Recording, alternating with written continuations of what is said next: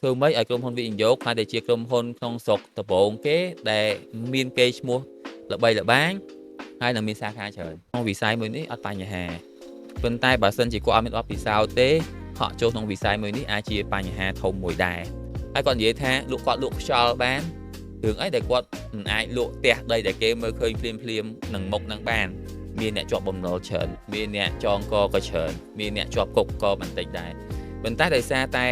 សន្ទុះវាឡើងខ្ពស់លឿនពេកធ្វើឲ្យយើងគិតល្អពេកទូកនាំឲ្យមានបញ្ហាដូចបច្ចុប្បន្នហ្នឹងសួស្តីបងប្អូនអរគ្នាថ្ងៃនេះខ្ញុំហើយនឹងបងគឹមថងមានឱកាសបានមកជុំគ្នាហើយពេលវេលានេះយើងមុនហ្នឹងយើងបានគិតចង់ធ្វើអីឲ្យថ្មីឬក៏និយាយប្រធានបទមួយឲ្យថ្មីហើយយើងក៏បាននឹកឃើញចង់និយាយអំពីប្រធានបទដែល relate តាក់ទងជាមួយនឹងវិស័យអចលនវត្ថុអញ្ចឹងថ្ងៃនេះប្រធានបទរបស់យើងនឹងនិយាយអំពីសកម្មភាពរបស់ក្រុមហ៊ុនអចលនវត្ថុហើយនឹងសកម្មភាពរបស់គម្រោងនៅតាក់ទងនៅក្នុងវិស័យអចលនវត្ថុដែរដោយសារតែយើងឃើញមាន podcast យើងឃើញមានវីដេអូច្រើនមែនទែនដែលនិយាយអំពីសកម្មភាពការទិញលក់តាំងពីមុន COVID ក្រោយ COVID ហើយមកដល់ពេលបច្ចុប្បន្ននេះច្រើនហើយអញ្ចឹងអ្វីដែលយើងចង់និយាយថ្ងៃនេះគឺតាក់ទងទៅនឹងសកម្មភាពរបស់ក្រុមហ៊ុន real estate ម្ដងឬក៏សកម្មភាពរបស់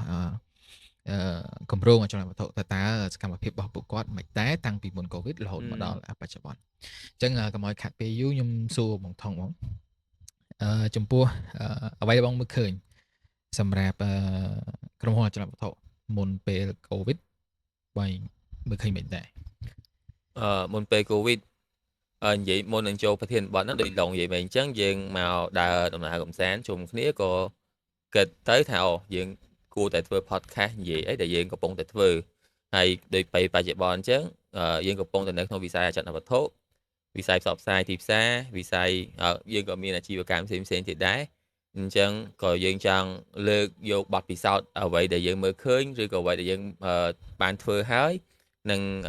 បច្ចេកទេសមួយចំនួនដែលយើងបានរៀនថ្មីយកមកចែករំលែកទៅអ្នកទាំងអស់គ្នាចឹងថ្ងៃនេះគឺយើងផ្ដោតទៅលើវិស័យចលនាវត្ថុម្ដងដោយសារតែបច្ចុប្បន្ននេះវិស័យចលនាវត្ថុយើងអាចនិយាយថាមនុស្សម្នាក់តែងតែគិតថាវាមើលទៅអត់មានឱកាសទៀតទេហើយក៏គ្មានអ្នកណាហ៊ាននិយាយរឿង real estate ដែរឥឡូវហ្នឹងព្រោះពេលដែលបងចូលទៅក្នុងប្លុកអ្នក real estate អត់មានអ្នកគេហ៊ានចេញមុខទៀតទេខ្លាចគេនិយាយថាពួកគ្រូជោគជ័យឬមួយក៏ពួកបោក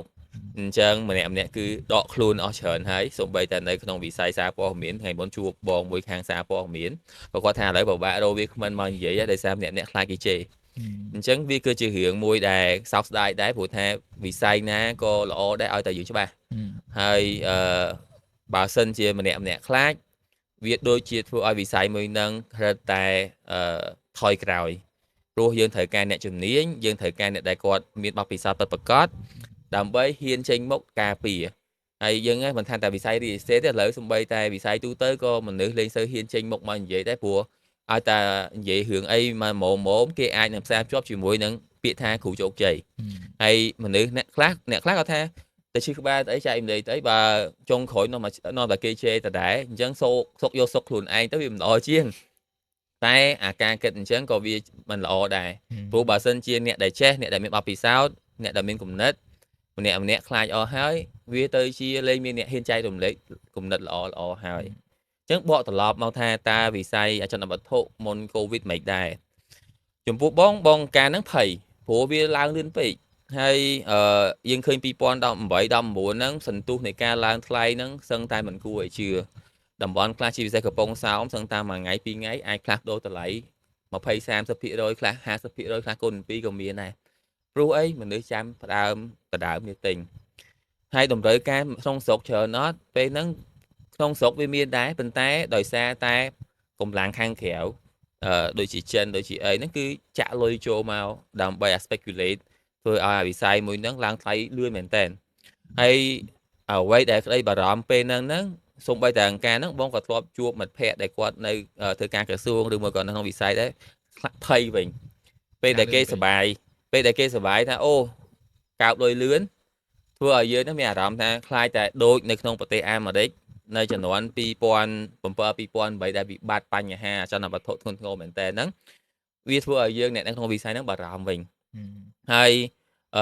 ក្នុងកំឡុងពេលដែលគេកំពុងតែវ វល់ក្នុងការ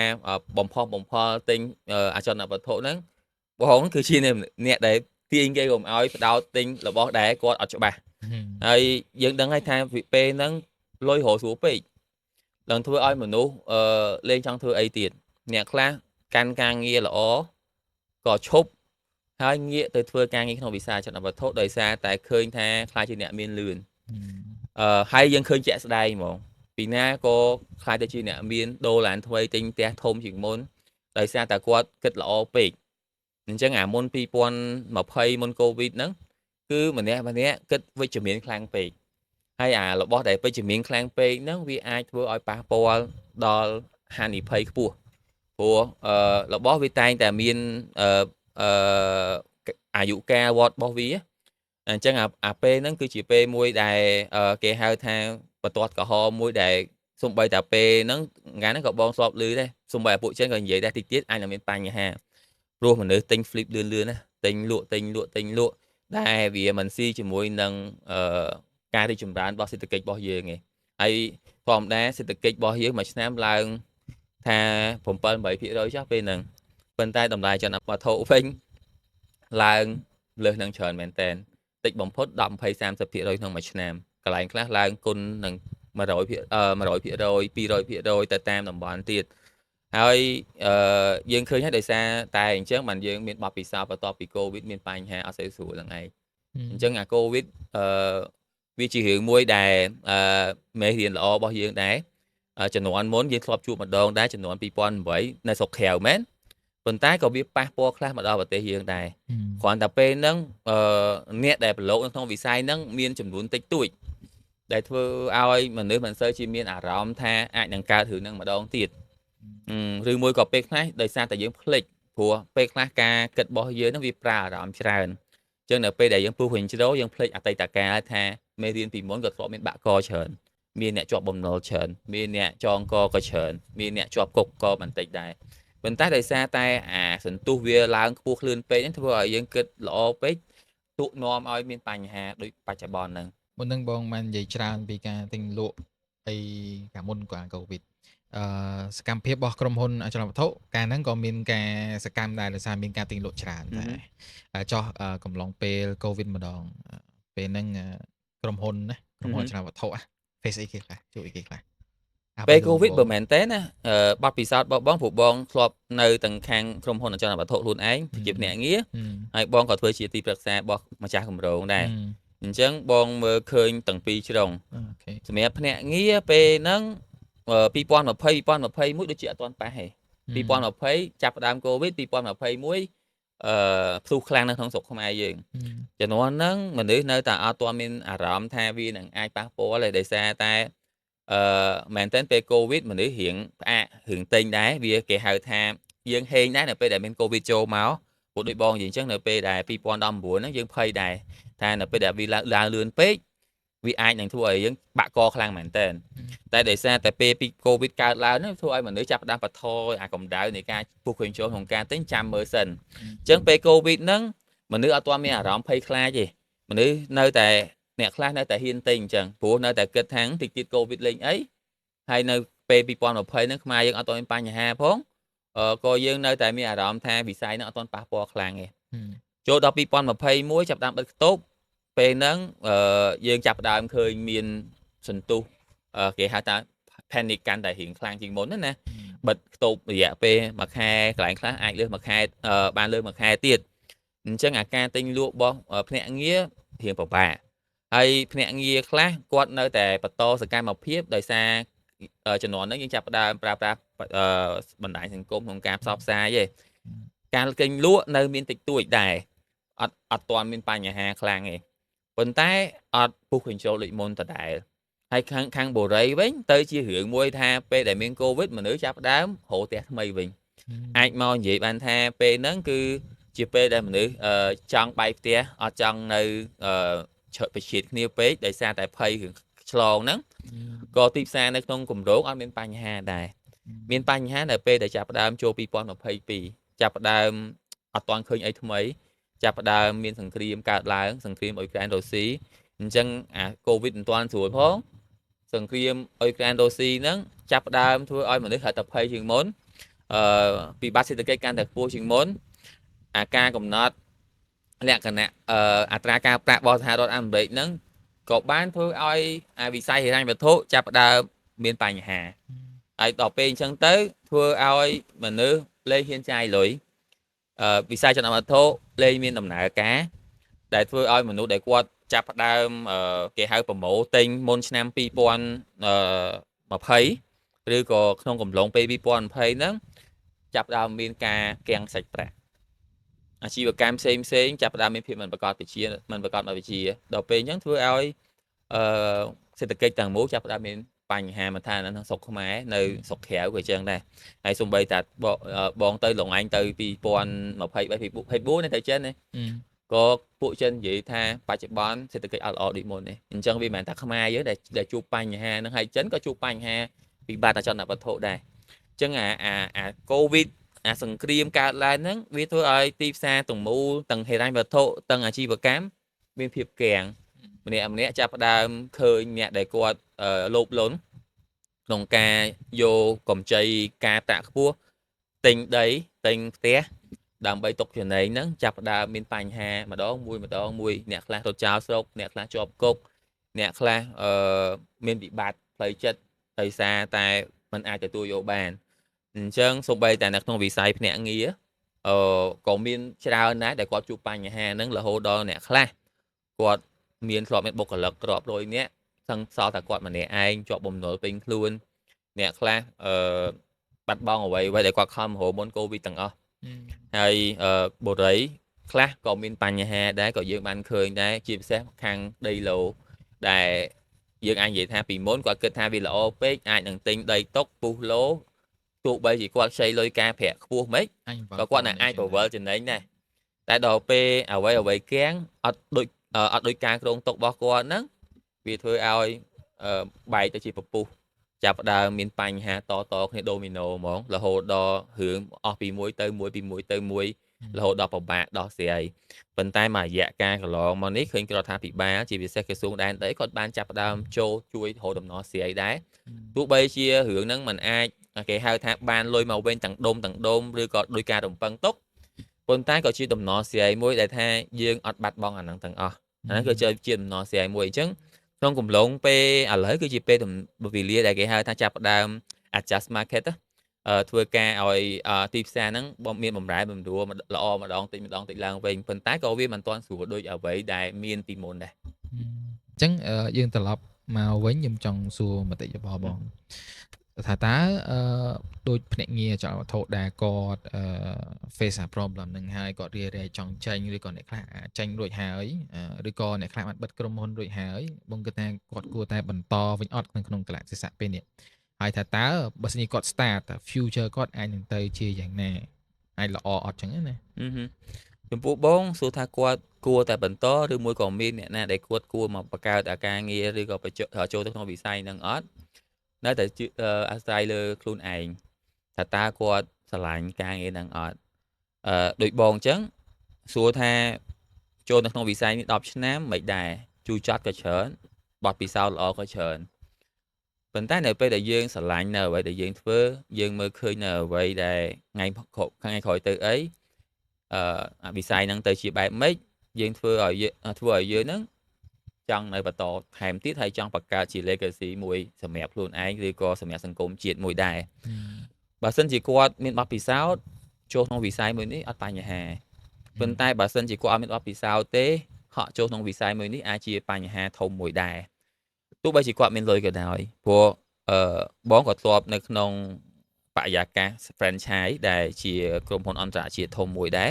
ពីមុនហ្នឹងមានបងម្នាក់ដែលគាត់មានលុយច្រើនមែនតើហើយគាត់ចូលនៅក្នុងពេលដែលកំពុងតែទីផ្សារល្អទៀតចុងក្រោយ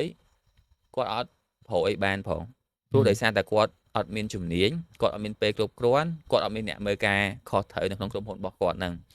ចុងក្រោយក្រុមហ៊ុនហ្នឹងអត់ដើរបានល្អទេទៅជាចាញ់ក្រុមហ៊ុនដែលអត់មានដើមទុនខ្ពស់ទៀតឬមួយក៏បើយើងនិយាយទៅក្រុមហ៊ុនដែលដូចគាត់អញ្ចឹងគាត់អ្នកទិញដីយូរហើយ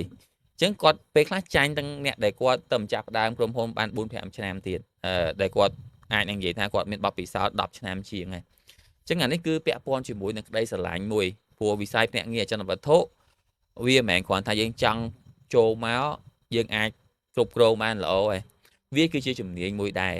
ទោះបីជាគាត់ថាគាត់ធ្លាប់ធ្វើជាអ្នកលក់ហើយគាត់មកក្នុងវិស័យហ្នឹងมันប្រកាសថាគាត់ជោគជ័យទេវាបង្ខំឲ្យអង្ការហ្នឹងបងធ្លាប់ជួបម្នាក់ទៀតដែលគាត់ហ្នឹងមេសែលនៅក្នុងវិស័យ insurance ហើយគាត់និយាយថាគាត់លក់ខ្យល់បានរឿងអីដែលគាត់មិនអាចលក់ផ្ទះដីដែលគេមើលឃើញភ្លាមនឹងមុខនឹងបានគាត់ចូលបានតែកន្លះឆ្នាំជាងលុយដែលគាត់សន្សំដាក់រាប់ម៉ឺនហ្នឹងក៏បាត់អស់ហើយលេងអានេះគឺជាឧទាហរណ៍ជាក់ស្ដែងហ្មងថាតើវាជាឱកាសអត់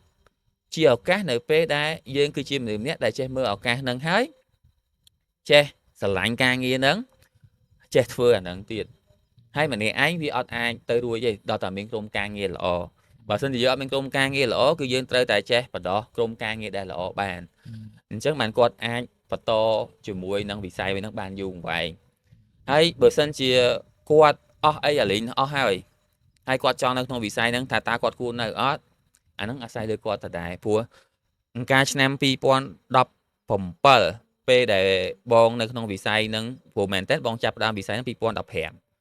2016សឹងតែយើងអស់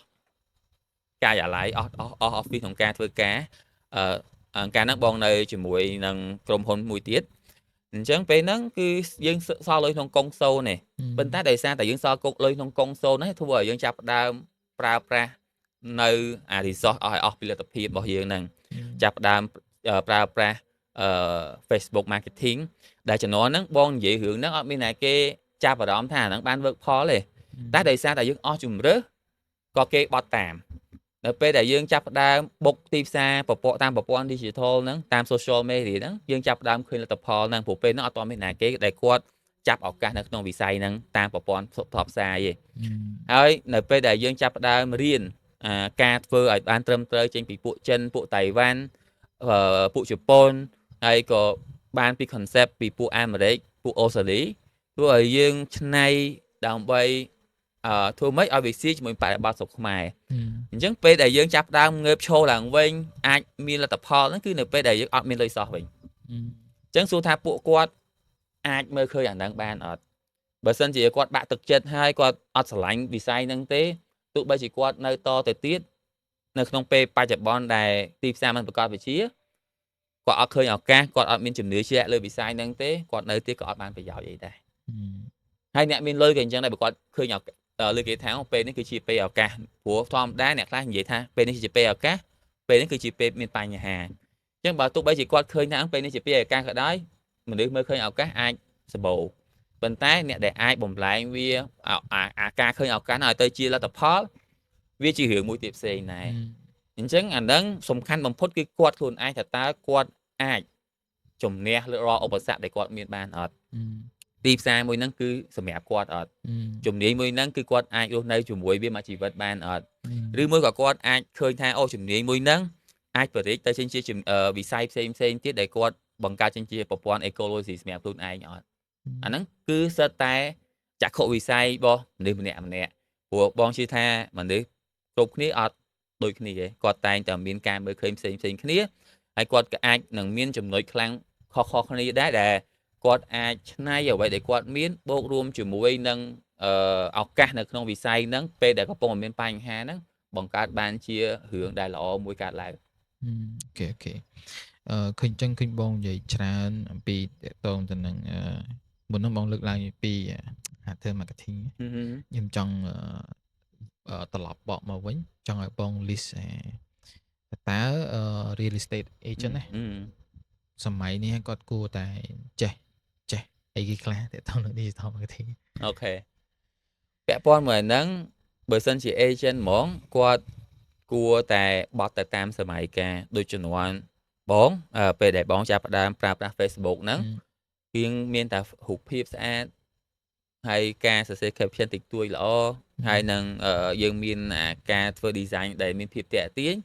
គឺយើងអាចតាក់ទាញអតិថិជនបានដែរប៉ុន្តែសម័យឥឡូវគឺសម័យដែលយើងបកមកដល់ការប្រើប្រាស់វីដេអូដែលបែបធម្មជាតិដែលមនុស្សមើលឃើញទៅវាអត់ដូចលក់ពេកអញ្ចឹងគឺជារឿងមួយដែល agent គួរតែចាប់ផ្ដើមបកមកធ្វើអាហ្នឹងវិញ អឺ ហើយ agent គាត់គួរតែគិតថាគាត់ត្រូវតែពង្វឹកឬក៏បណ្ដោះបណ្ដាលខ្លួនឯងឲ្យចេះប្រើប្រាស់ tool មួយចំនួនដូចជាចេះប្រើប្រាស់កាមេរ៉ាទូរស័ព្ទឬមួយក៏បើគាត់អាចប្រើកាមេរ៉ាធំបានហៅតែល្អទៀតទេប៉ុន្តែសម័យឥឡូវតែតាមទូរស័ព្ទក៏បានដែរឲ្យតែគាត់ចេះកាត់តប្លង់គាត់ចេះរៀប script គាត់ចេះបត់បែនតាមកលៈទេសៈតា property មួយហ្នឹងគួរធ្វើម៉េចហើយធ្វើវាឲ្យបានល្អធ្វើវាឲ្យបានញឹកញាប់គាត់ប្រកាសជាអាចនៅក្នុងវិស័យហ្នឹងបានប៉ុន្តែបើសិនជាគាត់នៅតែប្រើរូបភាពដដែលប្រហែលជាពិបាកបន្តិចព្រោះថាពីសម័យមួយទៅសម័យមួយអតិថិជនក៏មានការផ្លាស់ប្ដូរអញ្ចឹងយើងក៏ត្រូវមានការផ្លាស់ប្ដូរដែរបងឃើញថា agent មួយចំនួនគឺគាត់នៅតែ keep the same habit routine របស់គាត់ពីមុនគាត់ធ្វើតែរូបភាពគាត់នៅរូបភាពដដែលនៅពេលដែលគេបកមកដល់វីដេអូខ្លីៗវីដេអូបែបសាមញ្ញ real ដែលគេអត់មានអារម្មណ៍ថាវាជាការផ្សាយពាណិជ្ជកម្មណាអញ្ចឹងធ្វើឲ្យគាត់បាត់មុខពីទីផ្សារអញ្ចឹងបើសិនជាមើល timeline ដោះបងតាំងពីដើមមកអាការធ្វើទីផ្សារលើបណ្ដាញសង្គមរបស់បងគឺតែងតែមានការវិវត្តតាមសម័យកាលដើម្បីឲ្យយើងអាចនៅក្នុងសម័យកាលហ្នឹងដដែលហើយបងអាចនិយាយថាក្នុងរយៈពេល10ឆ្នាំដែលបងនៅក្នុងវិស័យនេះបងនៅតែអាចរក្សាកម្ដៅខ្លួនឯងដោយមិនខ្សោយហើយក៏មិនជ្រួលជ្រើមពេកដែរតែធ្វើឲ្យយើងនៅតែមានកេរ្តិ៍ឈ្មោះហើយឈរជើងបានដល់ពេលបច្ចុប្បន្នហ្នឹងអញ្ចឹងអាការធ្វើឲ្យខ្លួនឯងមានភាពទាន់សម័យគឺជារឿងមួយដែលចាំបាច់បំផុតហើយអ្វីដែលគាត់អាចធ្វើបានគឺបើគាត់អត់ចេះគាត់ទៅរៀនថែមគាត់ត្រូវធ្វើជាមនុស្សបើកចិត្តទោះបីជាគាត់អាយុច្រើនក៏ដោយព្រោះក្មេងៗអាចលឿនតែអ្នកដែលអាយុយើងនិយាយថា30ជាងឡើងដល់40ហើយជាពិសេស50គឺពិបាកនឹងបត់តាមសម័យកាលមែនតើអញ្ចឹងគាត់ត្រូវតែមានផ្នត់គំនិតបើកចំហនៅជុំចិត្តជាមួយនឹងអ្នកដែលទាន់សម័យជាពិសេសក្មេងៗទៅធ្វើឲ្យគាត់ហ្នឹងអាចមានគំនិតថ្មីដែរដូចលងឯងដឹងស្រាប់ឯនៅក្នុងក្រុមហ៊ុនយើងអ្នកខ្លះធ្លាប់មកធ្វើការតាំងពីនៅទី11ក៏មានដែរហើយនៅមួយពួកគាត់ដើម្បីដឹងពីអ្វីដែលគាត់ចូលចិត្តព្រោះថាពេលខ្លះឥឡូវគាត់អត់ទាន់ជាអតិថិជនគោលដៅរបស់យើងទេប៉ុន្តែយើងអាចមើលឃើញថា10ឆ្នាំ5ឆ្នាំ10ឆ្នាំទៅមុខទៀតគាត់អាចទៅជាអតិថិជនគោលដៅយើងដឹងយើងមានតំណែងល្អមួយគាត់យើងអាចស្រូបយកអ្វីដែលគាត់មើលឃើញក៏ជារឿងមួយដែរជាគុណប្រយោជន៍សម្រាប់យើងខ្លួនឯងដែរអញ្ចឹង agent គឺត្រូវតែធ្វើជាមនុស្សបើកចំហទាន់សម័យរៀននៅអ្វីដែលចាំបាច់ហើយនឹងបត់បែនទៅតាមសម័យកាលដូចបងនិយាយអញ្ចឹងពីមួយឆ្នាំទៅមួយឆ្នាំ Facebook ក៏ផ្លាស់ប្ដូរ TikTok ក៏ផ្លាស់ប្ដូរ YouTube ក៏ផ្លាស់ប្ដូរ IG ក៏ផ្លាស់ប្ដូរអញ្ចឹងយើងផ្លាស់ប្ដូរតាមសម័យកាលរបស់បណ្ដាញសង្គមហ្នឹងទាំងអត់ហ្នឹងហ្នឹងហើយចុះមុនហ្នឹងបងនិយាយពី agent ចុះសម្រាប់អ្នកដែលគាត់ជា team leader របស់ project ណាឬក៏គាត់ជា founder របស់ project គាត់គួរតែបំពាក់បំពន់ team sale របស់គាត់ឬក៏ team marketing របស់គាត់នឹងគេខ្លះបើពួកបើសិនជាសម្រាប់អ្នកដែលគាត់អភិវឌ្ឍគម្រោងដូចជាម្ចាស់បរិយាអីហ្នឹងគាត់ក៏ត្រូវតែមានផ្នត់គំនិតបើកចំហដែរព្រោះថាយើងឃើញហើយថាគម្រោងសម័យមុនភាគច្រើនគឺគាត់ផ្ដោតទៅលើប្រាក់ចំណេញច្រើនអញ្ចឹងការដែលគាត់ធ្វើផលិតផលដូចជាផ្ទះអីហ្នឹងគឺគាត់អត់ផ្ដោតទៅលើថ្ងៃក្រោយមិនទេគាត់ធ្វើមិនលក់ឲ្យបានលឿនចំណេញឲ្យបានច្រើនហើយចំនួនមកអត់ត្រូវការផ្សព្វផ្សាយច្រើនទេដល់ពេលអញ្ចឹងគឺគាត់អត់ខ្វល់នឹងមាន team marketing ផ្ទៃខ្ទង់ដែលល្អហើយក៏ត្រូវការអ្នកដែលមានការមានទេពកោសល្យក្នុងការធ្វើ marketing ច្រើនទេហើយពេលពីមុនហ្នឹងគឺគាត់អាចនឹងយល់ច្រឡំ role marketing ហើយ sale ទៀតអញ្ចឹង marketing sale គឺតែមួយដែលធ្វើឲ្យពេលដែលមានបញ្ហាមានអីគឺរៀងពិបាកបត់អញ្ចឹងបើសិនជាបុរីបងជឿជាក់ថាទីមួយគឺគាត់ត្រូវតែមាន team marketing ល្អដែរដើម្បីធ្វើការផ្សព្វផ្សាយឲ្យត្រូវជាមួយនឹងបរិបទទីផ្សារធ្វើអីដែលផ្លាយពីគេហើយក្រៅពី marketing ក៏គាត់ត្រូវមាន team sale ដែលល្អ team sale ដែលល្អហ្នឹងគឺជា team sale ដែលថាឥឡូវយើងបាន lead ហើយព្រោះរងថ្ងៃអាចនឹងមានបញ្ហារឿងអីគេ lead បានមកច្រើនប៉ុន្តែសួរថាបិទការលក់នឹងបានអត់អញ្ចឹងមិនមែនថាឲ្យតែ lead មកគេទិញទេពេលខ្លះទាំង real estate agent ទាំងភ្នាក់ងារឬមួយក៏ម្ចាស់គម្រោងជាភ្នាក់ងារអ្នកលក់នៅក្នុងគម្រោងហ្នឹងអាចថាជួប50នាក់ទិញបានតែ1នាក់ហងឬក៏អ្នកខ្លះគាត់បកកែជួប50នាក់ទិញបាន5នាក់ឬក៏10នាក់ អញ្ចឹងជំនាញបំពាក់បំពន់គាត់ឲ្យចេះដឹងពីអត្តចរិតភ្ញៀវដឹងពីដំណាក់កាលដែលគាត់គួរនិយាយអីជាមួយភ្ញៀវដឹងពីចិត្តភ្ញៀវថាចង់បានអីហ្នឹងដើម្បីឲ្យបិទការលក់កាន់តែលឿនហ្នឹងគឺជារឿងមួយដែលគាត់ត្រូវបំពាក់បំពន់ព្រោះថាពីមុនអាចនឹងមានមនុស្សជាច្រើនគិតថាអ្នកលក់មានទេពកោសល្យយកមកលក់ដឹងតែលក់បានទេហើយឬក៏អ្នកបកកែនិយាយអាចមានលក់បានដែរអញ្ចឹងបើអ្នកគាត់មានទេពកោសល្យពីធម្មជាតិអូខេអាចប្រហែលជាអាចគាត់ហ្នឹងទៅលឿនអ្នកដែលបកកែនិយាយមិនប្រកាសថាបកកែលក់ទៀតអញ្ចឹងគាត់ត្រូវតែមានវគ្គបណ្ដោះបណ្ដាលអតិថិជនបណ្ដោះបណ្ដាលអ្នកលក់ថាតើអតិថិជនហ្នឹងមានការចង់បានមិនតម្រូវការមិនពីគាត់ចេះចរចាពីចិត្តសាស្ត្រគាត់ពីបច្ចេកទេសមួយចំនួនពាក់ព័ន្ធជាមួយជាមួយនឹងpsychology ហ្នឹងព្រោះបើសិនជាយើងអត់បរៀនគាត់ទេគាត់នឹងប្រើប្រាស់ក្បាច់របស់គាត់បើយើងនិយាយក្បាច់ម៉ាចឲ្យរបស់គាត់ហ្នឹងដើម្បីធ្វើការទិញលក់ហ្នឹងហើយអញ្ចឹងគេហៅថាភាគរយដែលអាចទទួលបានជោគជ័យគឺទៅតាមទេពកោសល្យរបស់គាត់តែបើសិនជាយើងចង់បរិយាធីមការប្រើប្រាស់ model មួយហ្នឹងគឺអត់បានយូរអង្វែងទេហើយបើសិនជាអ្នកមានទេពកោសល្យចេញទៅបាត់ទៀតគឺគាត់ចប់តែហ្មងនឹងហានិភ័យខ្លាំងណាស់អញ្ចឹងក្នុងនាមជាម្ចាស់បរិយាក៏ដូចជាម្ចាស់ក្រុមហ៊ុនភ្នាក់ងារក៏ដោយត្រូវតែមានប្រព័ន្ធបណ្ដោះបណ្ដាលប្រព័ន្ធគ្រប់គ្រងឲ្យបានល្អដែរហើយទៀតសោតបកមកវិញមានតែធីមលក់ធីម marketing ក៏មិនប្រកាសថាធ្វើឲ្យគាត់ជោគជ័យក្នុងសម័យកាលនេះដែរដោយបងនិយាយអញ្ចឹងថាពីមុនគាត់ធ្វើគឺគាត់អត់មើលទៅខាងមុខថាអតិថិជននឹងមានបំរែបំរួលបែបណាតើមកផ្ទះណាដែលត្រូវជាមួយនឹងទីផ្សារអតិថិជនតើតម្លៃណាដែលអាចនឹងត្រូវជាមួយនឹងជីវភាពរបស់យើងដែរព្រោះជំនាន់មុនលក់បានព្រោះដោយសារលុយហូរចូលខ្លាំងមនុស្សលក់ដីបានទិញក៏អត់ខ្វល់ពីតម្លៃទេព្រោះលុយដូចលុយជប់អញ្ចឹងប៉ុន្តែទីផ្សារជាក់ស្ដែងតាមការកើនឡើងនៃសេដ្ឋកិច្ចតាមបែបវិទ្យាសាស្ត្រវាអត់អាចទៅអញ្ចឹងរួចបានទេគាត់ត្រូវមើលពីលទ្ធភាពរបស់អតិថិជនប្រជាជនតំបន់ហ្នឹងចង់បានតម្លៃផ្ទះប៉ុន្មានម៉ូតផ្ទះមិនដែលអាចតាក់ទាញគាត់បានគាត់ត្រូវតែកំណត់គោលដៅអតិថិជនឲ្យបានច្បាស់លាស់អញ្ចឹងគាត់ត្រូវតែមាន team marketing ឬមួយក៏ R&D មួយ research and development team ហ្នឹងដើម្បីធ្វើការស្រាវជ្រាវថាតើឥឡូវអតិថិជនចង់បានអីតម្លៃណាដែលអាចនឹងសមស្របជាមួយនឹងទីផ្សារម៉ូតផ្ទះមួយណាដែលអាចនឹងស៊ីមួយពួកគាត់ឬមួយក៏យើងចាប់ positioning ឲ្យត្រូវថាតើយើងចង់ចាប់អតិថិជនក្នុងប្រភេទណាប្រភេទអាយុដែលគេហៅថាជ្រៀងច្រើនឬមួយក៏ក្មេងជំនាន់ក្រោយ Gen Z ឬមួយក៏អីគឺសិតតែយើងអាច positioning ខ្លួនឯងឲ្យបានត្រូវអញ្ចឹងគាត់ត្រូវតែមានអា mindset មួយនឹងថាពេលដែលគាត់បង្កើតក្រុមហ៊ុនគឺគាត់ត្រូវតែមាន team អញ្ចឹងដើម្បីជួយ support គាត់អត់អាចដូចមុនដែលថាចង់ធ្វើគឺធ្វើអត់មានគម្រោងច្បាស់លាស់ហើយព្រោះបច្ចុប្បន្នហ្នឹងម្ចាស់បរិយាមានច្រើន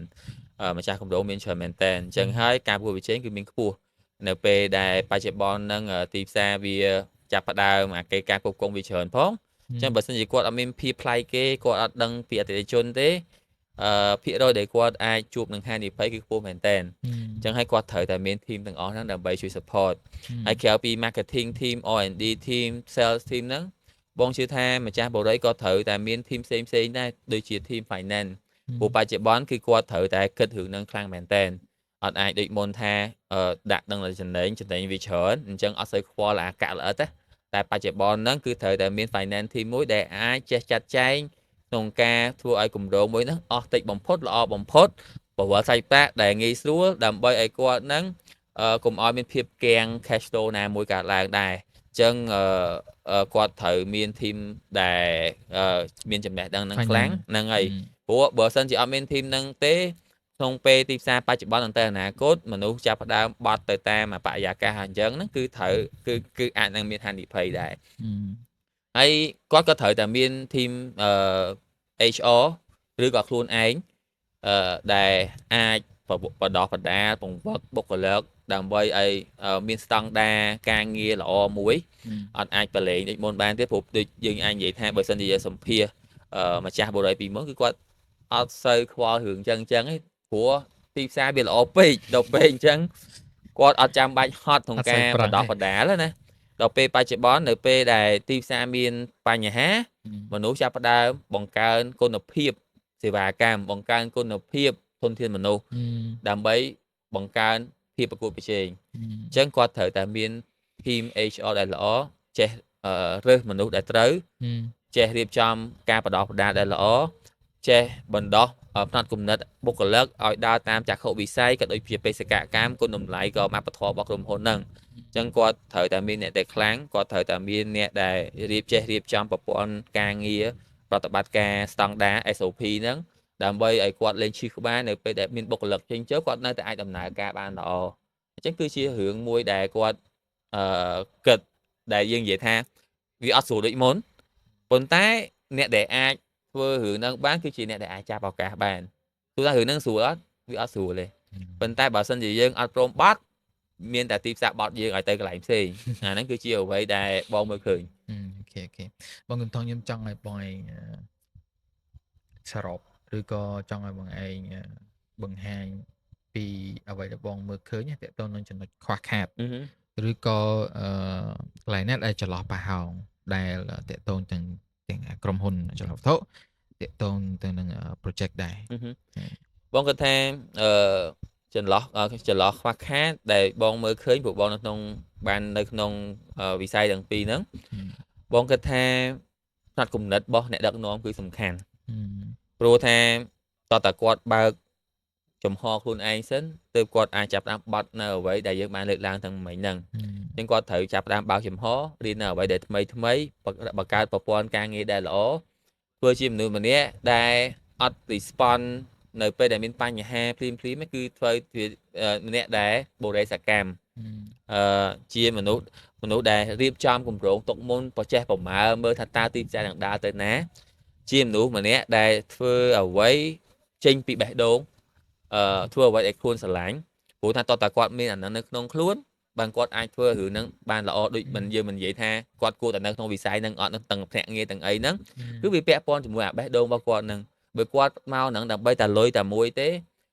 ប្រហែលជាអាចនឹងគាត់ឆាប់បោះបង់នៅពេលដែលទីផ្សារជួបបញ្ហាដូចពេលបច្ចុប្បន្នអញ្ចឹងប៉ុន្តែបើសិនជាគាត់ធ្វើអារឿងហ្នឹងចេញពីបេះដូង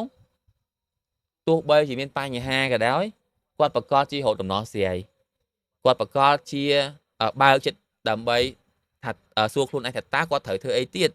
ដើម្បីអាចបន្តដំណើរទៅមុខទៀតអញ្ចឹងនៅពេលដែលគាត់មានអាផ្នត់គំនិតបែបហ្នឹងហើយគាត់ប្រកាសជាអាចទៅបើកខ្លួនឯងទៅរកវិធីសាស្ត្រក្នុងការដោះស្រាយអាចទៅរក mentor អាចទៅចូលវគ្គបណ្ដោះបណ្ដាលសុខក្រៅឬក៏នៅក្នុងប្រទេសដែលគាត់គិតថាអាចជួយគាត់បានគាត់អាចនឹងបើក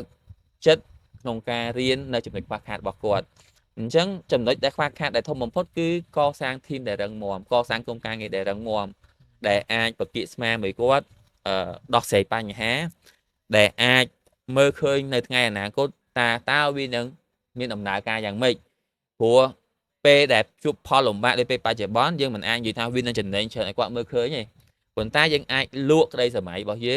ងអាចលក់ចក្ខុវិស័យរបស់យើងអាចលក់បេះដូងជាមួយនឹងការមើលឃើញរបស់យើងនឹងឲ្យគាត់ជឿជាក់ហើយធ្វើឲ្យគាត់មើលថាយើងពិតជាអាចមានគម្រោងក្នុងការដើរទៅផ្លូវនឹងបានអញ្ចឹងនៅពេលដែលគាត់អាចធ្វើអារឿងហ្នឹងបងជឿថាគាត់អាចនឹងដោះស្រាយបញ្ហាហើយនឹងនាំក្រុមការងារគាត់ពីមួយដំណាក់កាលទៅដំណាក់កាលដោយមានភាពជោគជ័យដែលមានភាគរយខ្ពស់ដែរហ្នឹងហើយអញ្ចឹងគឺគាត់ត្រូវតែធ្វើជាអ្នកដឹកនាំដែលទាន់សម័យដែលដើរតាមទាន់សម័យបច្ចេកវិទ្យាដូចយើងនិយាយថា AI អញ្ចឹងឥឡូវគាត់នឹងអាចប្រឈមមុខជាមួយ Gen Z អញ្ចឹងគាត់ត្រូវតែបើកចិត្តក្នុងការរៀនពីពួកគាត់ដែរហើយរៀនពីស្តង់ដារប្រតិបត្តិការព្រោះយើងឃើញថាជាទូទៅម្ចាស់អាជីវកម្មក្នុងស្រុកយើងគឺគាត់បន្តវេនពីគ្រួសារហើយពេលខ្លះគាត់អត់បានទទួលការបណ្ដោះបណ្ដាលពាក់ព័ន្ធជាមួយនឹងការគ្រប់គ្រងពាក់ព័ន្ធជាមួយនឹងការដឹកនាំឬមួយក៏ប្រព័ន្ធគ្រប់គ្រងក្រុមហ៊ុនទេអញ្ចឹងធ្វើឲ្យគាត់ពេលខ្លះអត់ដឹងថាគួរធ្វើម៉េចអញ្ចឹងនៅពេលដែលទីផ្សារមានបញ្ហាបងក៏បានឃើញថាអ្នកដឹកនាំមួយចំនួនម្ចាស់អាជីវកម្មមួយចំនួនចាប់ផ្ដើមងាកខ្លួនឯងទៅបំពាក់បំពន់សមត្ថភាពរៀនពីរបៀបដឹកនាំរៀនពីរបៀបគ្រប់គ្រងរៀនបើកចិត្តក្នុងការចាប់យកនៅអ្វីដែលថ្មីបញ្ចូលទៅក្នុងផលិតផលឬក៏សេវាកម្មដែលគាត់មានដើម្បីឲ្យគាត់មានភាពខុសប្លែកគេគាត់ចាប់ដើមរៀនពី concept marketing រៀនពី concept sale រៀនពី concept HR ថាតើឬក៏ finance ក៏ធ្វើមិនដើម្បីឲ្យក្រុមហ៊ុនល្អពេលហ្នឹងគាត់ចាប់ផ្ដើមអាចបង្កើត flow ការងារដែលល្អគាត់អាចដឹកនាំក្រុមហ៊ុនកាន់តែប្រសើរជាងមុនហើយគាត់អាចនឹងជំនះបញ្ហានៅពេលដែលគាត់ជួបប្រទះក្នុងពេលបច្ចុប្បន្នហ្នឹងបាន បងខ្ញុំថងបងនៅក្នុងវិស័យហ្នឹងយូរហើយខ្ញុំស្ដាប់បងនិយាយបានច្រើនខ្ញុំចង់ដឹងពី vision បងវិញម្ដងចង់ដឹងពីចក្ខុវិស័យរបស់បងថាបងចង់ធ្វើអីថ្ងៃអនាគតអីចឹងតទៅទៀតចក្ខុវិស័យរបស់បងវាមានរយៈពេលខ្លីហើយរយៈពេលវែងបើរយៈពេលវែងគឺធំគឺចង់មានgroup of company ដែលអាចបើយើងនិយាយទៅជា ecosystem មួយដែលយើងអាចចងក្រងជាបុតសម្ព័ន្ធក្នុងការអាចដើរបានវែងឆ្ងាយហើយចេញពីវិស័យផ្សេងគ្នាដូចឥឡូវក៏យើងកំពុងតែចាប់ផ្ដើមបងក៏កំពុងតែចាប់ផ្ដើមធ្វើរឿងហ្នឹងដែរលឿនឬក៏ឆាប់វាអាស្រ័យទៅតាមស្ថានភាពសេដ្ឋកិច្ចក៏ដូចជាសមត្ថភាពខ្លួនឯងផងដែរអញ្ចឹងរយៈពេលខ្លីបច្ចុប្បន្នហ្នឹងគឺចង់ធ្វើម៉េចអភិវឌ្ឍក្រុមហ៊ុនអចលនវត្ថុដែលជាភ្នាក់ងារដូចជាក្រុមហ៊ុនវិនិយោគហ្នឹងបង្កើនស្តង់ដារឬក៏យើងអាចនិយាយថាធ្វើម៉េចឲ្យក្រុមហ៊ុនវិនិយោគខ្លាចតែជាក្រុមហ៊ុនក្នុងស្រុកដំបូងគេដែលមានកេរ្តិ៍ឈ្មោះល្បីល្បាញហើយនឹងមានសាខាច្រើនដើម្បីក្តោបដាប់ទីផ្សារភ្នាក់ងារអចលនវត្ថុក្នុងស្រុកខ្មែរហើយចង់បាត់វិស័យអចលនវត្ថុដែលពីមុនមានតែក្រុមហ៊ុនបរទេសធ្វើបានពាក់ព័ន្ធជាមួយនឹងការបដោះបដាលបំពាក់បំពន់ឬមួយក៏ឲ្យពួកគាត់ឃើញពីអនាគតវែងឆ្ងាយសម្រាប់វិស័យមួយហ្នឹងក្រៅតែពីការលក់ធម្មតាហ្នឹងទៅជារឿងមួយដែលគាត់មានក្តីសម័យគ្រប់គ្នាដែលគាត់អាចនឹងមានឱកាសច្រើននៅក្នុងវិស័យមួយហ្នឹងដោយគាត់មិនឃើញខ្លួនគាត់ត្រឹមតែជាអ្នកលក់ធម្មតាគាត់អាចទៅជាអ្នកលក់សិនធ្វើជាអ្នកដឹកនាំអ្នកលក់ធ្វើជាអ្នកដឹកនាំក្រុមហ៊ុនជាលក្ខណៈ office សាខាហើយបន្ទាប់មកអាចនឹងទៅលើនឹងទៀតព្រោះចំពោះបងពេលដែលពួកគាត់អាចទៅអញ្ចឹងបានគឺអាចនឹងធ្វើឲ្យបងនឹងកាន់តែមានពេលក្នុងការគិតថាធ្វើអីដែលបានធំជាងនឹងទៀតអញ្ចឹងយើងអត់ផ្ដោតតែនៅក្នុងវិស័យភ្នាក់ងារទេបងក៏ចង់ចូលទៅក្នុងវិស័យ property management ការគ្រប់គ្រងអចលនវត្ថុពាក់ព័ន្ធមួយអគារពាក់ព័ន្ធជាមួយនឹងការវិតម្លៃក្នុងសេវាកម្មហិរញ្ញវត្ថុហើយខាងវិស័យប្រព័ន្ធ digital ពាក់ព័ន្ធជាមួយនឹង technology multi listing service អីហ្នឹងគឺនឹងទៅអញ្ចឹងហើយសួរថាមិនបានព្រមទៅទាំងអស់បើយើងមើលឃើញហើយត្រូវការលុយត្រូវការបទពិសោធន៍ត្រូវការធីមការងារដែលល្អអញ្ចឹងទោះបីជាយើងដឹងថាយើងចង់ធ្វើអីក៏យើងត្រូវការធ្វើតាមតំណការដែរក្នុងពេលបច្ចុប្បន្នហ្នឹងអ្វីដែលក្រុមហ៊ុនវិនិយោគកំពុងតែធ្វើជាយាមបរិយខ្លួនឯងសិនដើម្បីបដោះបដាពួកគាត់ហ្នឹងឲ្យមានលទ្ធភាពគ្រប់គ្រាន់អាច convert ខ្លួនគាត់ពីភ្នាក់ងារធម្មតាទៅជាភ្នាក់ងារដែលមានវិជ្ជាជីវៈត្រឹមត្រូវមានបទពិសោធន៍ល្អមុននឹងអាចឲ្យគាត់ហ្នឹងទៅជាអ្នកដឹកនាំបានព្រោះនៅណេះសម្រាប់បងគឺថាអ្នកដែលខ្លាំងលក់មិនប្រកាសថាឲ្យគាត់ជាអ្នកដឹកនាំទេព្រោះអ្នកដឹកនាំក្រុមលក់ត្រូវតែមានបេះដូងអ្នកដឹកនាំចេះចែករំលែកចេះបដោះបដាលចេះបើកចិត្តហើយនឹងចែកឱកាសឲ្យអ្នកជុំវិញអញ្ចឹងគាត់មិនប្រកាសថានៅណេះហើយគាត់បកកែលក់ឲ្យគាត់ទៅជាអ្នកលក់ទេចុះយើងត្រូវមើលសមត្ថភាពតាមស្តង់ដាររបស់គាត់ដែរព្រោះអ្នកខ្លះអត់ចង់ដឹកនាំទេគាត់ចង់តែនៅម្នាក់ឯងព្រោះមនុស្សយើងអាចនិយាយថាភាពជាអ្នកដឹកនាំអាចបដោះបានប៉ុន្តែគឺតែខ្លួនគាត់ចង់ទៅឲ្យគេបដោះហើយនឹងបើកចិត្តក្នុងការបដោះអត់ឬមួយក៏គាត់គ្រាន់តែមាន comfort zone មួយឬមួយក៏ជំរឿសខ្លួនឯងថាគាត់អត់ចង់ធ្វើរឿងហ្នឹងឯងគាត់ចង់តែធ្វើលក់ខ្លួនឯងក៏បានដែរអញ្ចឹងយើងត្រូវតែឲ្យគាត់នឹងទៅតាមតំណការឬក៏ទៅតាមអ្វីដែលគាត់ជ្រើសរើសខ្លួនឯងទោះបីជាយើងខំជំរុញបើគាត់អត់ទៅអាហ្នឹងជារឿងរបស់គាត់ដែរហើយមុននឹងឲ្យគាត់ទៅកាន់ឱកាសចាប់ទូនាទីផ្សេងទៀតអញ្ចឹងនៅនេះគឺយើងចង់បង្កើតស្តង់ដារមួយដែលថាបច្ចុប្បន្នយើងឃើញថានៅក្នុងស្រុកមានគេធ្វើច្រើនដងដែរដែលថាចង់ប្រិសាខាច្រើនចង់អីច្រើនទោះបីជានៅក្នុងពេលទីផ្សារល្អអត់ទាន់មានណាគេគាត់អាចធ្វើបានមានអ្នកធ្វើបានគឺអ្នកដែលគាត់ទិញ franchise ពីខាងក្រៅអញ្ចឹងហើយបងគិតថាបងចង់ធ្វើជាមនុស្សម្នាក់ដែលអាចធ្វើរឿងហ្នឹងបានដែលមាន brand នៅក្នុងស្រុកខ្លួនក្នុងស្រុកខ្មែរប៉ុន្តែអាចចាប់ឱកាសទីផ្សារក្នុងស្រុកដែលឈរជើងបានរឹងមាំជាងសឹងតែអាចថារឹងមាំជាង brand បរទេសទៀត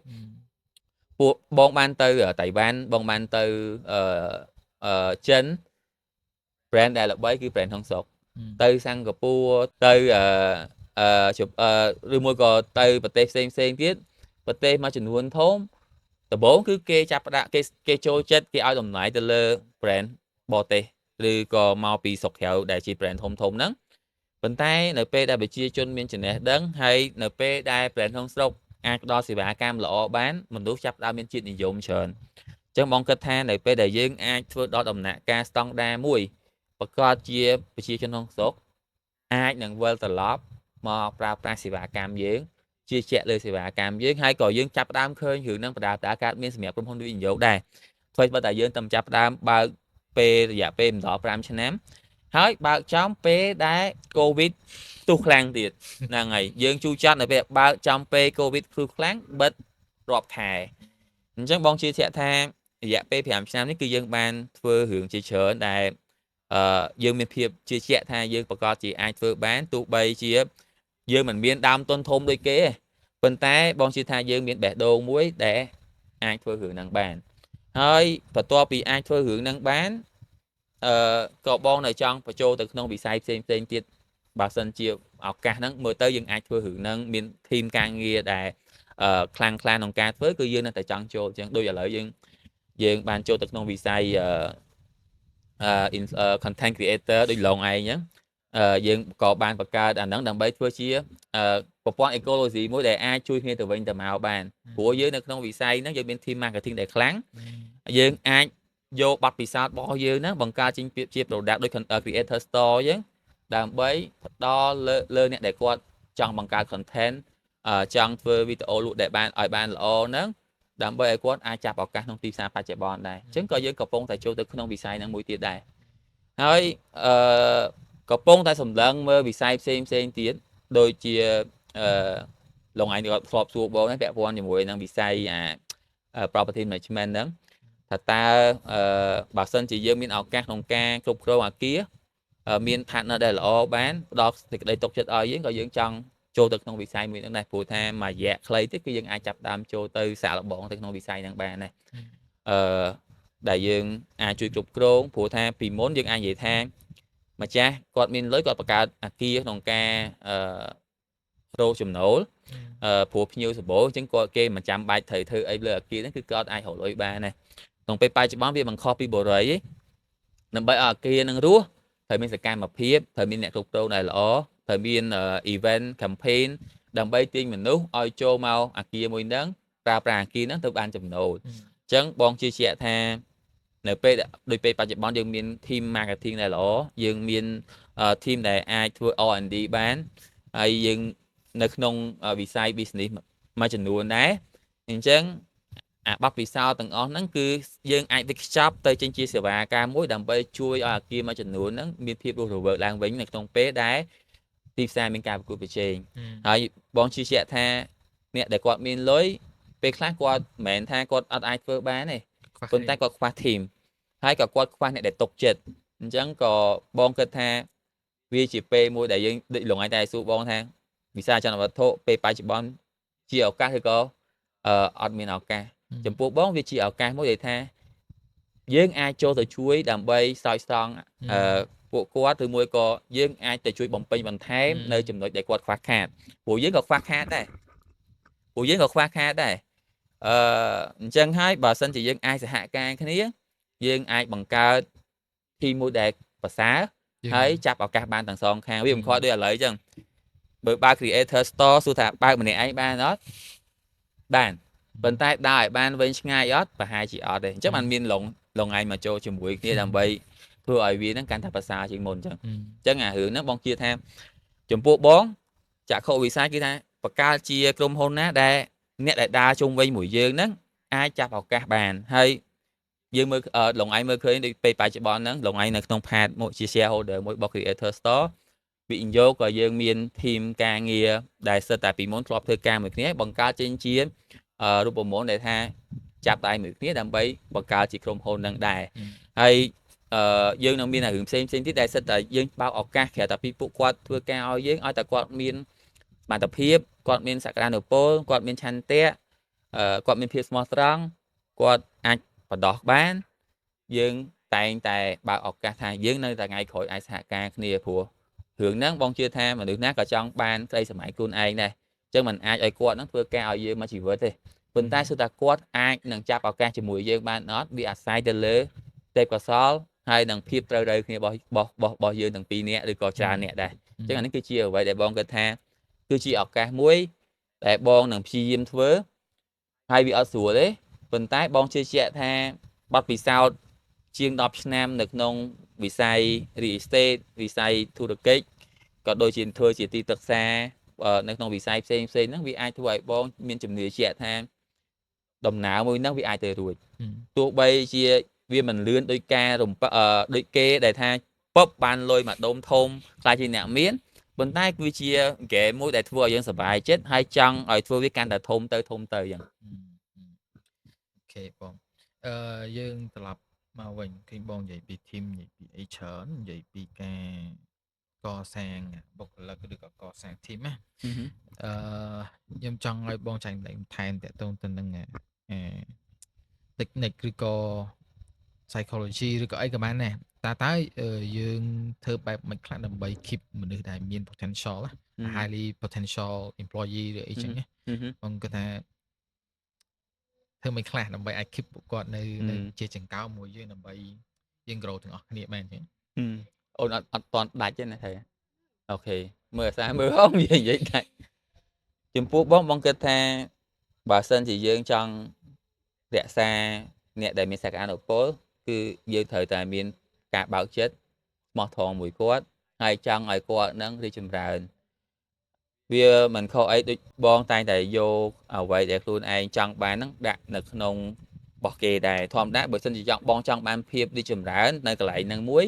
អ្នកផ្សេងក៏គាត់ចង់បាននៅរឿងហ្នឹងដែរអញ្ចឹងលុះតែយើងនឹងបង្ហាញប្រាប់គាត់ថាយើងចង់ឲ្យពួកគាត់ថ្ងៃក្រោយរីកចម្រើន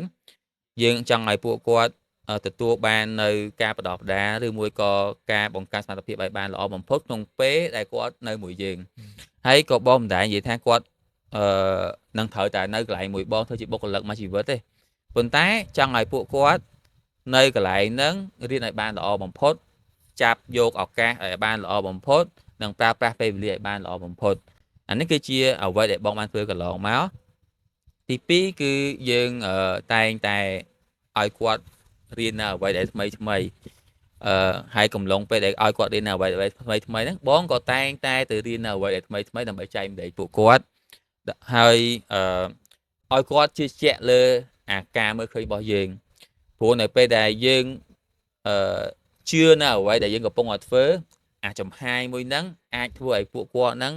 ជឿជាក់លើយើងហើយអាចនៅមួយយើងបានរៀងយូរអង្វែងហើយដូច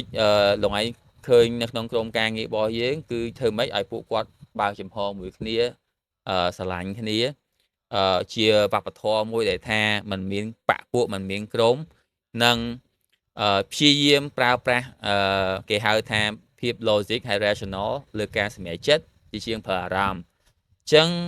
បុគ្គលិកក៏ដោយទោះបីគាត់ស្និទ្ធមួយបងមិនក៏ដោយបើសិនជាគាត់អត់ប្រកែទេក្នុងតំណែងខាងក្រៅស្និទ្ធប៉ុន្តែក្នុងតំណែងការងារគឺយើងញែកឲ្យដាច់អាហ្នឹងគឺជាអ្វីដែលបងគិតថាអ្នកណាក៏គាត់ចង់បានអញ្ចឹងដែរក៏អត់ចង់បានអ្នកដឹកនាំណាដែលលើកតែក្រុមការងារដែលស្និទ្ធមួយគាត់ទោះបីជាអត់មានសមត្ថភាពក៏ដោយអញ្ចឹងពេលដែលបងប្រាប់ពួកគាត់បងតែងតែប្រាប់ហ្មងសូម្បីតែក្នុងវិស័យ real estate អញ្ចឹងបងតែនិយាយថាទោះបីជាគាត់នៅមួយយើងយូរក៏ដោយបើសិនជាគាត់មានសមត្ថភាពទេក៏យើងអត់លើកគាត់ទៅជាអ្នកដឹកនាំដែរព្រោះបងជឿថាគាត់ក៏អត់ចង់នៅក្រោមអ្នកដឹកនាំដែរដែលអត់មានសមត្ថភាពដែរអាហ្នឹងគឺតែងតែបងរំលឹកពួកគាត់ក៏ដូចជានៅក្នុងធីមរបស់យើងអញ្ចឹងបើយើងគិតថាយើងអត់ចង់នៅមួយអ្នកដែលអត់មានសមត្ថភាពគេក៏អត់ចង់នៅមួយអ្នកអត់មានសមត្ថភាពដែរអញ្ចឹងធ្វើម៉េចឲ្យពួកគាត់ខំដើម្បីបង្កើនសមត្ថភាពគុំនៅដដែលដោយដែលបងតែងរំលឹកថាគុំធ្វើការងារនឹង15ឆ្នាំដែលស្មើបោះពិសោធន៍តែមួយឆ្នាំអញ្ចឹងធ្វើម៉េចបើសិនជាគាត់ធ្វើការងារ15ឆ្នាំគឺពិតជាបោះពិសោធន៍ដែលសម្បូរទៅដោយភាពល្អមានអ្វីដែលថ្មី15ឆ្នាំមិនមែនតែមួយឆ្នាំធ្វើដដែលហើយគិតថាខ្ញុំនៅនឹង5 10ឆ្នាំហើយខ្ញុំគួរតែឡើងតំណែងទេអាហ្នឹងអាចថាយើងមិនប្រើគេហៅថាអត់គិតពីមនោចេតនាប៉ុន្តែចំពោះបងនៅតែជឿជាក់ថាពេលដែលយើងវាតម្លៃអញ្ចឹងអ្នកដែលនៅជុំវិញយើងអាចនឹងមើលឃើញថាមកនៅនេះមានសមត្ថភាពក៏មានឱកាសមិនមែនថាឲ្យតែស្និទ្ធបកកែយល់ចិត្តបកកែលើក យើងលើកទៅគាត់ហ្នឹងទៅជាអ្នកដែលកាន់ការងារហ្នឹងបានទេចឹងបងជឿថាជាក់ថានេះគឺជាការយល់ឃើញរបស់បងថាត្រូវតែឲ្យគាត់មើលឃើញអញ្ចឹងហើយធ្វើការដោះស្រាយបញ្ហាប្រកបដោយដែលមានភ័ស្តុតាងត្រឹមត្រូវដែលមានបែបវិទ្យាសាស្ត្រហើយដកចេតនាឬក៏តំណតំណងចេញនៅពេលដែលយើងធ្វើកិច្ចការងារអានេះគឺជាអ្វីដែលបងគិតថាអាចនឹងរក្សាពួកគាត់បានហើយសួរថាការរក្សាមួយនឹងធ្វើអញ្ចឹងដឹងថារក្សាគាត់បាន 100% អត់បងគិតថាมันប្រកបទេព្រោះមនុស្សតែងតែមានក្តីសម័យការមើលឃើញខុសៗគ្នាហើយភាពត្រូវគ្នាហ្នឹងក៏មិនប្រកបថាឲ្យតែនៅកន្លែងយើងគឺគាត់ត្រូវដែរអញ្ចឹងវាមិនខុសអីដែលយើងឃើញទូរស័ព្ទយើងឃើញឡានស្អាតតែសួរថាយើងស្រឡាញ់អត់มันប្រកបទេអញ្ចឹងមនុស្សក៏ដូចគ្នាដែរប៉ុន្តែយើងត្រូវតែមានផ្នត់គំនិតមួយថាធ្វើឲ្យបានល្អបំផុតបើសិនជាពួកគាត់អត់ត្រូវទេអូខេអាហ្នឹងគឺជាសិទ្ធិរបស់គាត់គឺជាក្តីស្រឡាញ់របស់គាត់គឺជាជំរឿរបស់គាត់យើងអត់អាចខាំងគាត់ថាត្រូវតែនៅកន្លែងយើងឬមួយក៏គាត់ទៅកន្លែងផ្សេងធ្វើឲ្យយើងស្អប់គាត់ឬមួយក៏មានអារម្មណ៍ថាខំបដោះបដាហើយមិនបានទៅធ្វើអញ្ចឹងអាហ្នឹងគឺជារឿងល្មើសគុណអាហ្នឹងគឺអត់ចង់ឲ្យគាត់មានអារម្មណ៍បែបហ្នឹងជាមួយកន្លែងការងារហើយទោះបីជាគាត់ទៅគាត់ចង់មកលេងពេលណាក៏បានដែរវាដូចជាកន្លែងដែលធ្លាប់គាត់បដោះបដាឬក៏ធ្លាប់ធ្វើការអញ្ចឹងគាត់ស្វាគមន៍ជានិច្ចនៅពេលដែលគាត់ចង់មកវិញហ្នឹងគឺជាអ្វីដែលបងគិតថាអាចរក្សាពួកគាត់បានឬមួយក៏អាចរក្សាយ៉ាងហោចណាស់ក៏អាចរក្សាទំនាក់ទំនងល្អជាមួយពួកគាត់បានដែរក៏អាចតែអីផ្សេងមួយទៀតបានចុះឥឡូវដូចឡងឯងធ្លាប់ធ្វើនៅណែឡងឯងមានអារម្មណ៍អីដែរបើខ្ញុំធម្មតាជាកន្លែងដែលអត់ too much pressure ហើយជាកន្លែងដែលខ្ញុំអាច express ខ្លួនឯងបានជាកន្លែងដែលខ្ញុំអាច testing idea របស់ខ្ញុំខ្ញុំចង់ធ្វើអីខ្ញុំអាច test បានមានបងឲ្យសិទ្ធិអនុញ្ញាតខ្ញុំធ្វើហើយជាកន្លែងដែលមិនបែងជើងគ្នាកន្លែងការងារខ្លះបែងជើងគ្នាអ្នកមកថ្មីខ្លះបែងជើងអ្នកចាស់អ្នកចាស់ខ្លះបែងជើងអ្នកថ្មីអញ្ចឹងទៅហើយនៅនេះខ្ញុំ feel ថាវា align with vision របស់ខ្ញុំ align with អ្វីដែលខ្ញុំចង់ធ្វើហើយចូលចិត្តហើយជាអ្វីជាកន្លែងដែលខ្ញុំគិតថាខ្ញុំអាច grow បដើរៀនបដើហើយអាចទៅដល់ក្តីសម័យខ្ញុំអញ្ចឹងហើយបានខ្ញុំនៅនឹងហើយប៉ុន្តែហើយចុះដូចឡងឯងនៅនឹងមើលប្រហែល 4-5 ឆ្នាំមែនទេមើលឃើញថាយើងអាចនឹងទៅមុខបានធំអត់អាច possibility អាចដោយសារយើងមានអ្វីដែលយើងកំពុងតែធ្វើរាល់ថ្ងៃនេះវាដូចជា